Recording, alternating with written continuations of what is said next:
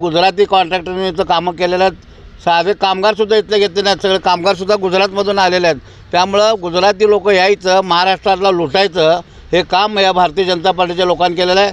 मला राम सातपुतेंना आव्हान करायचं आहे, तुमचे पहिलेचे खासदार कुठे गेले? शरद बनसोडे कुठे गेले? त्यांनासुद्धा आम्हीच आणलं होतं, भाजप शिवसेना म्हणून आम्ही 20 वर्ष काम केलं त्यांच्यावर. शरद बनसोडेला बी घेऊन फिरवलं आम्ही, महाराजला बी घेऊन फिरवलं. महाराज तर कुठे 5 वर्षाला पत्ता नाही, खोटा दाखल्यावर त्यांनी खासदार निवडून आला. आता आम्हाला अशी मनाची वेळ आलेली आहे, उठाव लुंगी बजाव पुंगी मनाची पाळलेली आहे. हे राम सातपुते तर बीडचे येतात. ह्या सोलापूर शहरामध्ये राहणारे खासदार प्रतापसिंह मोहिते पाटापासून बघा, प्रतापसिंह मोहिते पाटील निवडून आले.